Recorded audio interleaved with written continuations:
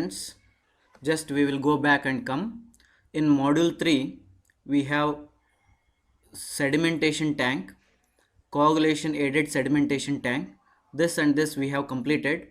And in filtration process, actually we have 5 methods. 5 methods of filtrations are there. That is a sand filtration by using a sand as a material. Then here we discussed slow sand filter, rapid sand filter and pressure filter. Then after that, in third module only, we have another headings, that is microfiltration, ultrafiltration. And we will, after these two, we will jump to module 4.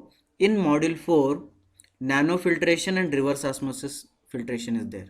These all filtration. Okay. In this video, we are explaining first reverse osmosis, and after that we will come back to nano, ultra and micro, so that we can complete full module 3 and half of module 4, because it is the syllabus is designed in such a way that if everything is added in the module 3, it becomes very heavy. Therefore nanofiltration and reverse osmosis are brought to module 4. Now first we will understand what all these filtration refers by taking one example, one figure here. Here raw water is there. This raw water is brought through the filtration process and you will get at the end clean water. In filtration, the first one we will get a sand filtration, means water is brought through the sand and major particles, the particles which are more than zero point 0.2 microns are removed. And then after that water is brought through microfiltration, and in the microfiltration we will remove some particles like planctons, algae, turbidity, bacteria, suspended solids and all. We will remove them in microfiltration. Then after that the same water is brought through ultrafiltration. There we will remove macromolecules, viruses, colloids we will remove. And the same water again we will brought through nanofiltration. Then we will remove large ions and all. Then again the same water is brought through reverse osmosis. In reverse osmosis we will remove metal ions and even a smaller particles, and then water will be purified and we will get a clean water. Now we will explain one by one, but first we are considering reverse osmosis, then later we will go ahead with the nano, ultra and microfiltration. Now I will welcome Professor Sandesh Shirol and he will explain about reverse osmosis. Thank you. संदेश से आते संदेश से आते संदेश से आते. Hello friends, today we are going to study about reverse osmosis. In this video we will cover introduction, working of reverse osmosis, what will reverse osmosis remove from the water, important terms, RO pre-treatment and RO cleaning. So now coming on to the introduction. Reverse osmosis is a process where you demineralize or deionize water by pushing it under high pressure through a semi-permeable membrane. So it is a process where you demineralize or deionize. It means we are going to remove the salt content or the mineral content or any ions present in the water to obtain the pure water. And how we are going to do it? By pushing it under high pressure through a semi-permeable membrane. So what is semi-permeable membrane? Semi is half. It is half permeable. That is, semi-permeable membrane, it allows only certain molecules to pass through it and it does not allow the rest of the molecules. So in this reverse osmosis, the semi-permeable membrane, it allows water molecules to pass through it, but it does not allow the other salt content to pass through it. So they are arrested. So before understanding what is reverse osmosis, we have to understand what is osmosis. Osmosis is a naturally occurring phenomenon and it's one of the most important process in the nature. It's a process where weaker saline solution will tend to migrate to a strong saline solution. So if you have two containers, one is having less salt content and the other is having more salt content in it, the solution or the water molecules from the solution which is having less salt content will try to move to the solution which is having more salt content. Here, for example, you can see this figure. Here, this is, you can consider it as a pure water or fresh water, and this is a water with more salt content than this water. So this is a semi-permeable membrane. In this, initially assume that the water content is water level is same here, but as the osmosis starts, as the process begins, you can see the direction of water flow here. The water from the fresh water, it is having low saline content, so it tries to move through this membrane to this solution. So you can see the water level has increased here. So this is called the process of osmosis. Or any other example in the nature, you can easily observe plant roots, they absorb water from the soil by osmosis. And also our kidneys also absorb water from our blood through osmosis. So this is how osmosis works. You can watch any video in the YouTube and you will get a clear picture of what is osmosis. And a semi-permeable membrane, it is a membrane that will allow some atoms or molecules to pass but not others. It means only some are allowed, except that the other molecules will not be allowed. They are stopped before the membrane itself. For example, a screen door. A screen door, it allows only air molecules to pass through it, but any other pests or anything larger than the whole of the screen door is not allowed to pass through it. So the membrane also, semi-permeable membrane, acts in the same way. So now coming on to reverse osmosis. Reverse osmosis is a process of osmosis in reverse. That is, in reverse osmosis, what happens in osmosis will exactly happen in reverse. So you can easily understand, if osmosis is naturally occurring phenomenon, then reverse osmosis is not occurring naturally. It has to be made manually, or we should do it. And in the osmosis, no energy is required as it is happening naturally. But the process of reverse osmosis, you need to apply energy to make it happen because it is not natural. So in reverse osmosis, a semi-permeable membrane is kept, and through that water is allowed to pass. But the membrane will not allow the dissolved salts or organic or any bacteria content to pass through it. So only water gets passed through it, and we need to push the water. Push the water means we have to apply pressure to the water. We have to apply pressure to the water, then only this reverse osmosis is possible. That pressure should be greater than the atmospheric pressure. The applied pressure should be greater than the osmotic pressure. Osmotic pressure is the natural pressure that is existing in water. If you apply the pressure greater than the osmotic pressure, then only desalinization will take place. Desalinization means removal of salt or any mineral or ions from the water. By this desalinization, pure water will be able to get the pure water. Here there is a picture which represents the process of reverse osmosis. You can see here, this is fresh water and this is salt water. These are two different containers. They are separated by a semi-permeable membrane. Here in the salt water or the feed water, we are applying pressure. This pressure must be greater than the osmotic pressure of water. So here when we apply the pressure, the water will pass through this membrane. But since it is semi-permeable, this membrane allows only water to pass through, and the rest of the minerals, ions or the salt content is retained here itself. So here what we will get is pure water. This pure water, in this pure water, 95 to more than 95% of salt or any minerals is removed. Now we'll study about working of reverse osmosis. In the reverse osmosis, we will use a high pressure pump. In this system of reverse osmosis, let us visualize a thing. There is a semi-permeable membrane, and before the semi-permeable membrane is one zone, and after the semi-permeable membrane is another zone.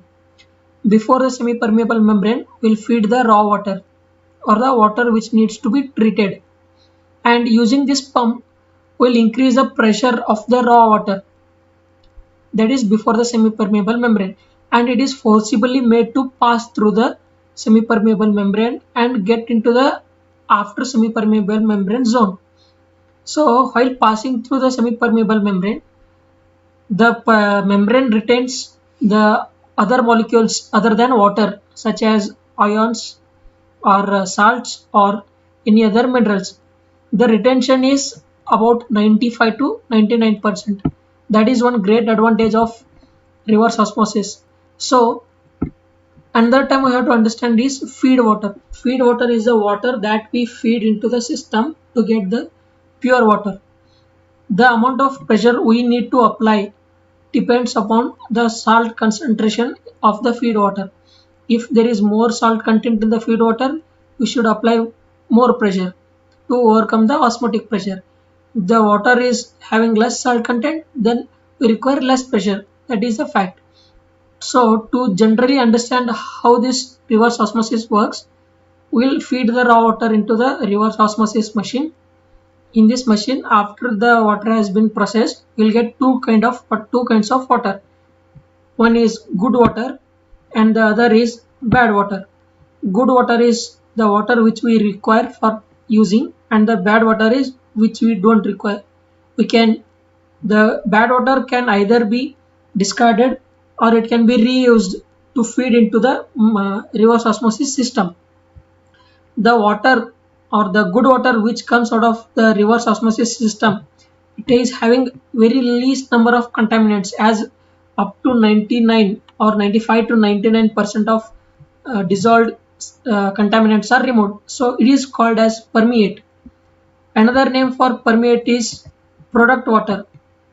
And the bad water, it contains more number of contaminants. The bad water contains more number of contaminants and it is called as concentrate or reject or brine. Next we'll learn about what are the things that are removed in this reverse osmosis process. Reverse osmosis, the process, it is capable of removing up to 99%. See, up to 99% it can remove the dissolved salts or any other particles like colloids, organics, bacteria, pyrogens from the feed water. But we can't rely upon the process to remove 100% of bacteria and other like viruses and all. We have to be careful. It rejects contaminants based on their size and charge. For example, if a good reverse osmosis system is present and it is running properly, it can reject or it can not accept the any contaminant that has molecular weight greater than 200. If it is having molecular weight greater than 200, it is directly rejected by the system.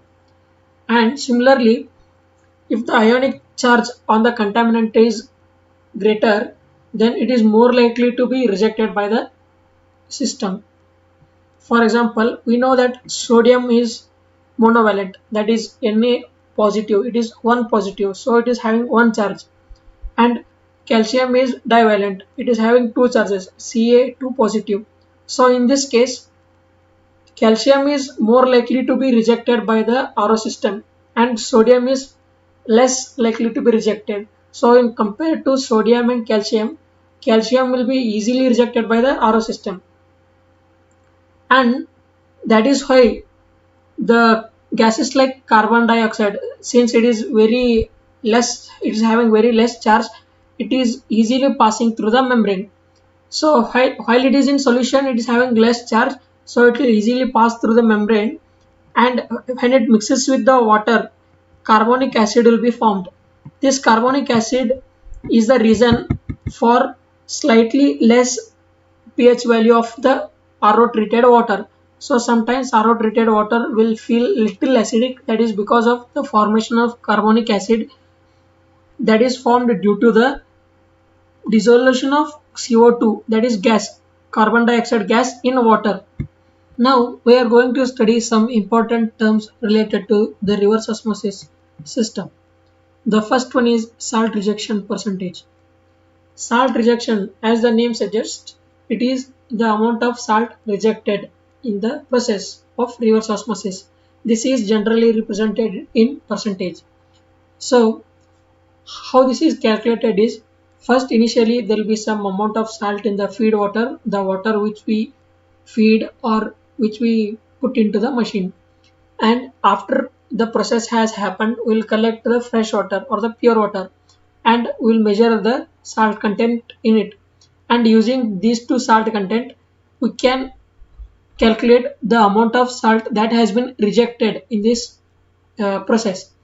So this equation tells you how effectively the reverse osmosis semi-permeable membranes are working. If the salt rejection is more, then the semi-permeable membranes are more efficient. That is, the reverse osmosis system it is working more. It is working more efficiently. Generally, 95 to 99% of salt rejection is expected, or that is the amount of salt rejection that will take place in a properly running reverse osmosis system.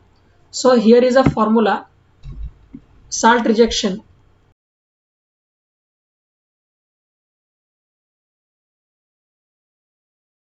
the higher the salt rejection, the better the system is performing.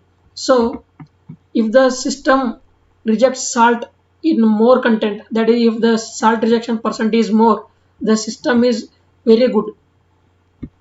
And if there is salt content, salt rejection is very less, then the membranes are either damaged or they require cleaning.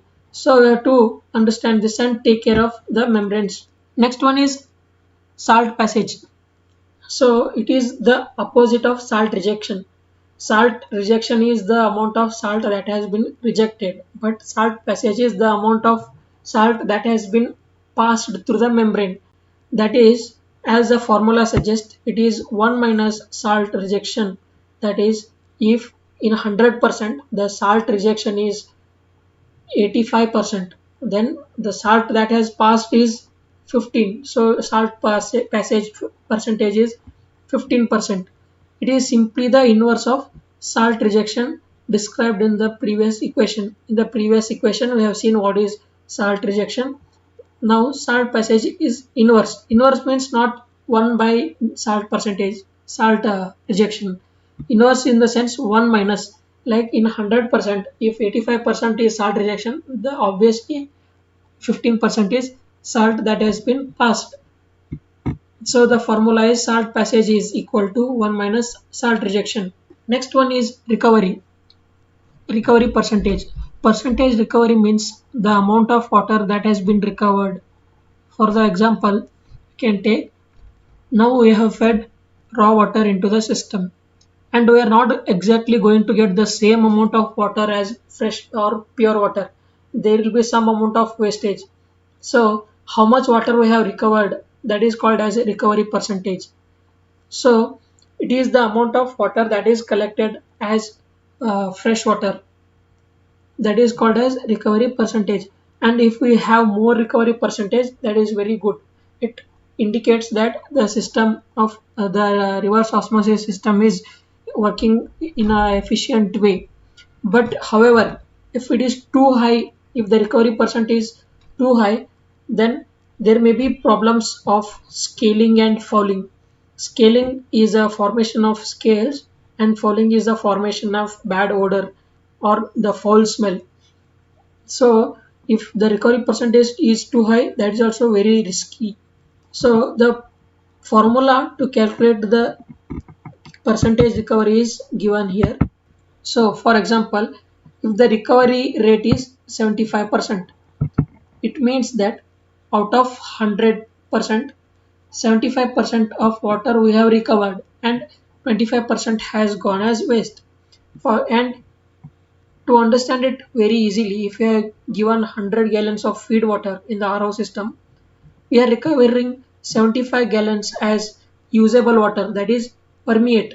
The technical term for that water is permeate.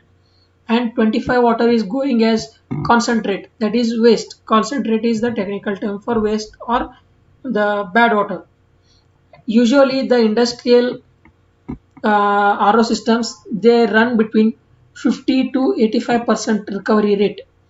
That is, they recover about 50 to 85% of the water that has been fed into their system. Next one is concentration factor. Concentration factor is directly related to the recovery percentage. See, when we recover more amount of water as permeate or as usable water, more salt concentration is expected in the raw water side, because we have used the water, we have completely, we have taken, we have recovered more amount of water. So in the raw water side there will be less amount of water left, but the salt concentration will be very high. So the concentration will be very high. So the formula to calculate concentration factor is equal to 1 by 1 minus recovery percentage. Next one is flux. Flux, it is related to the membrane, that is the semi-permeable membrane. Flux of a semi-permeable membrane, it is the amount of permeate, that is the fresh water or the pure water that is obtained. So flux is the amount of permeate produced per unit area of the membrane per unit time. Here you can see flux formula is permeate in GPM. GPM is gallons per minute. The amount of permeate we are getting in terms of gallons per minute into 1440 minutes per day. That is, this 1440 how we are getting is 24 hours into 1 hour is having 60 minutes. So in one day we'll have 1440 minutes divided by the area of the membrane surface. Here they have given an example. You can understand this. If the RO system is producing 75 gallons per minute of permeates and we have 3 RO vessels, so the permeate in GPM is 75 and we have 3 RO vessels, so the number of RO elements, we'll read it further. We have 3 RO vessels, each vessel has 6 RO membranes, so the total number of RO membranes present is 6 into 3. In each vessel there are 6 membranes, but we have 3 vessels, so 6 into 3 we have this 18 RO elements. And the type of membrane we have is BW30365. This 365 represents the area in feet square, so 365. This is going to give us 16 flux. The flux is 16 GFD. The unit usually we measure it in GFD, that is gallons per square foot per day. This is how we will measure the flux. Next one is mass balance. This mass balance, it is a equation. It is used to help us determine if the flow and quality instrumentation is properly reading or if it requires calibration. Mass balance equation, we have to balance the masses in the left hand side and the right hand side. For this, these data has to be collected, that is feed flow, the amount of feed water we are putting, and permeate flow, the amount of fresh water or the pure water that we are getting. Concentrate flow is the amount of water that has been generated as waste. And feed conductivity, the conductivity of the feed water or the raw water, and the conductivity of the permeate water or the pure water, and the concentrate conductivity of the wastewater that we have generated. So for this equation, there is a equation you can see here. In this equation, the mass balance equation is equal to feed flow into feed conductivity. This equation generally it can be written as feed flow equal to permeate flow plus concentration flow. So here we are going to feed the water, that is before the reverse osmosis process. So in the LHS we have feed flow. Out of this feed flow we are going to get two kinds of water. One is the permeate water or just the permeate, and the other is concentrate. So So the only two things we are going to get from feed is permeate and concentrate. So the amount of salt or the mass in this should be equal to the total mass of the permeate and the concentrate. So in general we can write it as feed flow should be equal to permeate flow plus concentrate flow. Now we will study about RO pre-treatment.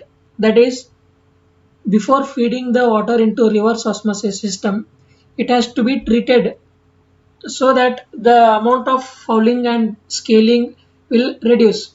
And also it is done to reduce the premature RO membrane failure. That is, premature in the sense before the expected time.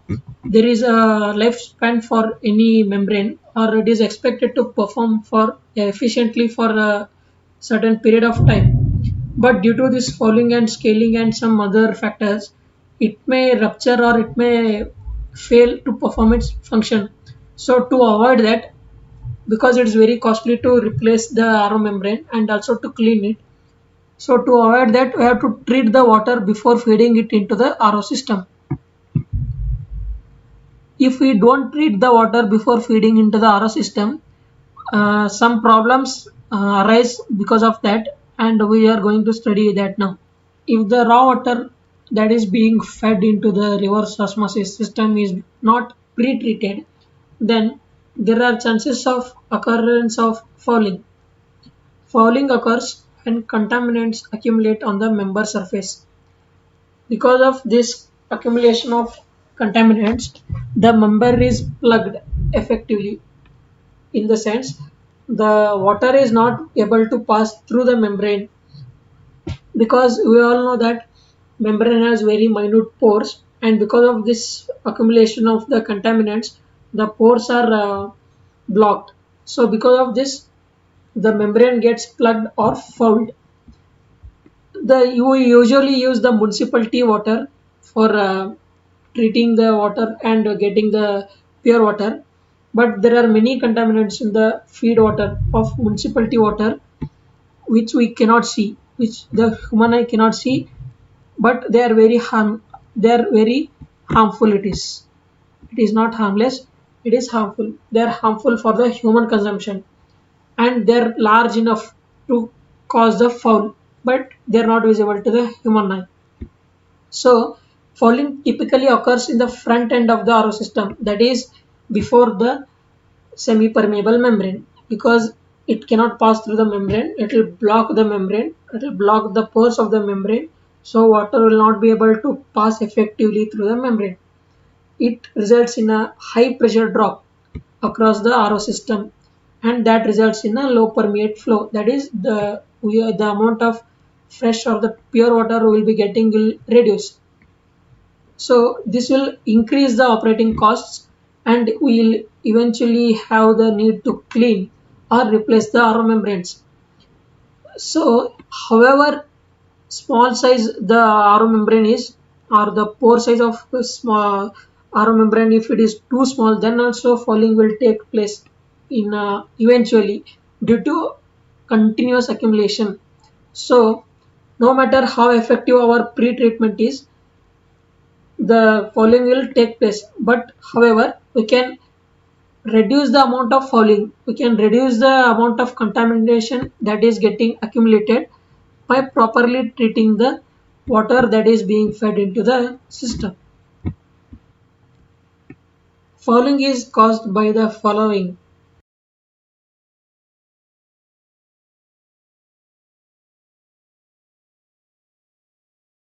Now we will discuss about RO cleaning. So however perfect the RO system is, it has to be cleaned some or the other time. So we cannot avoid the cleaning of RO system.